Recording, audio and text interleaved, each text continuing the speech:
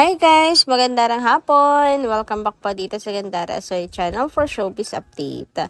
Andito na naman nga po akong muli nagbabalik. Ang nagmamaganda na yung kachismosa Kim Pao, wala na nga pong iba. Ang lokaret na si Gandara SRU upang magatid po sa inyo ng latest update and fresh happenings patungkol kina Kim Chiu and Paolo Abilino. And para nga po sa hapong ito ang tatalakay naman natin at pag-uusapan ay may kinalaman nga po dito mga Kim Pao sa paglipat ng KP pa LA para po sa next show nga po nila sa Anaheim. Pero bago po lahat sa mga hindi pa nakaka-subscribe sa ating channel, maaari lamang na pindutin po ninyo subscribe button at notification bell natin na nariyan po sa baba upang kayo'y maging updated at ma-notify tuwing may bago po tayong chika at balita hinggil sa Kim Pao. Basta mga balita na may kinalaman, kina Kim Chiu and Paolo Abilino, sagot na nga po natin yan. And eto na nga mga ka-KP, simulan na po natin ang atin pong balitaan at pag-usapan nga po ang live ni Chinita Princess mga ka-KP. Kung saan ito nga po ang bagong kinakikiligan na ngayon ng mga Kim Pao fans at pinagpipiestahan sa social media. So nag-update nga po si Kimi na sila po ay lilipat na ng LA sa kanya pong live. So, solo live lang po ito dapat ni Chinita Princess mga ka-Kim Pao. Pero dahil makukulit nga ang mga fans, ayan, na syempre, hindi po kompleto yung araw nila. Pag hindi po nila nakikita, magkasama yung parents nila. Pag hindi buo yung parents nila, grabe naman nga yun. Kaya nga, eto mga ka-Kim Pao at nag-request po sila kay Kimi na baka naman, pakita naman niya yung kanyang Diyosawa mga ka-Kim Pao. At syempre, dahil mabait nga po si Kimi, pinagbigyan nga po niya yung request ng mga fans. At ayan, pinakita nga po ang napaka-pogi nga niya pong jowa na mapapasana all ka na lang talaga. At dahil dyan, ako po ay talaga naman po nagwawala po sa sobrang kilig ang mga Kim Pao Lancia. And si Kimi, tawan-tawa din mga ka-Kim Pao. Mukhang hindi nga kasi makakatulog talaga ang mga fans hanggat hindi po nakikita ang pogi na kanya pong kasama. Kaya si Kim, ayan, para matahimik na at para makatulog na ang mga fans, pinagbigyan na nga po niya. And ayan nga po ang pogi, busy mga Kim Pao siguro, mayroon po siyang business na inaasikaso. Di ba meron po siyang kasamang business partner nung nakaraan? Siguro may business po siya inaasikaso mga Kim Pao. Kasi kung naglalaro man siya, sana hindi ganyan yung hawak sa kanyang phone. Mukhang seryoso talaga si Papi. Even doon sa plane, mga Kim Pao, makikita niyo doon na sobrang po talaga si Pao, busy na para bang may inaasikaso, na may kausap, mga Kim Pao. And ayun lang naman po naiisip natin. Marahil sa kanya pong business to. Alam niyo naman, ang CEO, di ba? Talagang busyhan po yan. Believe ka po ako sa dalawang to Kasi napagsasabay po nila yung kanila pong gawain at yung kanila pong pag-aartista, yung kanila pong mga gampanin. And ang cute ni Carmel guys, kasi si Carmel po ata yung nagsabi na ipakita na. Pakita na niya si Pao para makatulog ng mga fans. Thank you so much sa buhay mo Carmel, isa kang hulog ng langit. Anyway, si Kimi naman po ay non-stop mga Kim Pao sa pagbibigay ng ayuda. Ito nga po at naglapag po siya ng ilan pong mga kuha sa Paris po at ito mga ka-KP. And makikita nyo nga po dito yung mga daliri na yan na kilalang kilala nyo kung kanino. Talaga naman pong literal na pagsisilbihan ka, aking prinsesa mga ka-Kim Pao, diba? And dito pa kamay-kamay lang po muna. Kasi soft lunch pa lamang po yan mga ka-Kim Pao, hindi pa hard lunch.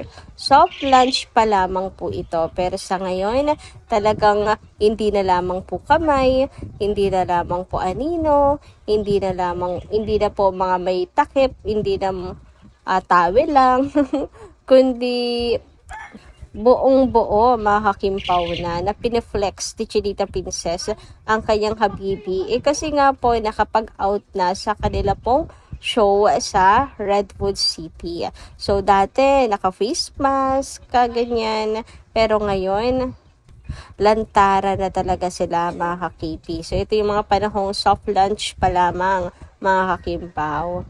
Pero syempre, alam natin kung sino to, sino soft launch ni Chinita Princess, sino tong poging photographer and videographer ni Chinita Princess. And sobrang nakakatawa lang mga kipi kasi nga, sunod-sunod tila ba ayaw pong magpapaawat ni Chinita Princess. So eto na nga yung sinasabi natin na wala ng takip, na hindi na po naka-hoodie, hindi po nakayuko, hindi po naka-face mask, hindi po anino, hindi po paa. Uy, grabe, naalala ko yung mga panahon na yan na papaa-paa lamang sila.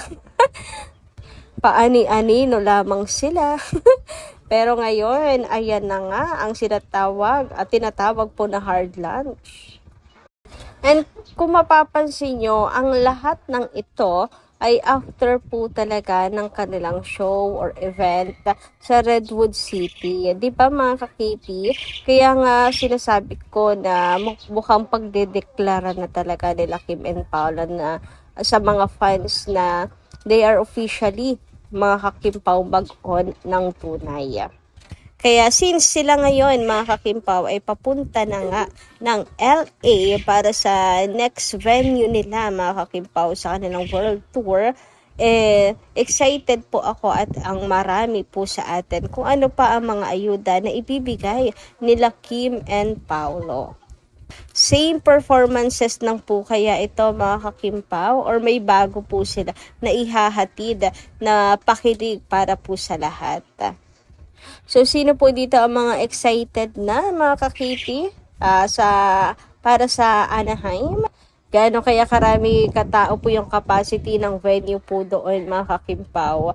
And grabe excited din po ako na makita yung mga audience doon na punong-puno na naman po ang venue nila Kim and Paolo. So, panalangin po natin yan na ang next show nila Kim and Paolo ay maging successful po ulit.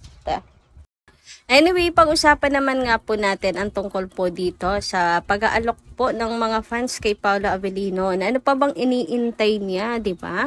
Kundi pakasalan na siya agad-agad. Lalo pat meron po siya mga nakikitang katangian talaga ni Kim na gustong-gusto po niya mga kakimpaw. So tungkol po ito sa naging show nga po nila sa Redwood City, kung saan natanong nga po si Paolo Avellino ng host kung ano nga po yung nakita niya kay Kim. And syempre napaka-consistent naman ni Paolo Avellino po sa kanyang mga kasagutan mga kakimpaw. At ang sabi nga niya, she has that certain magnet and charm that attracts everyone. Sinabi niya rin yan before na talagang kahit nasaan si Kim, lagi po siyang nakakapagpasaya po ng mga tao.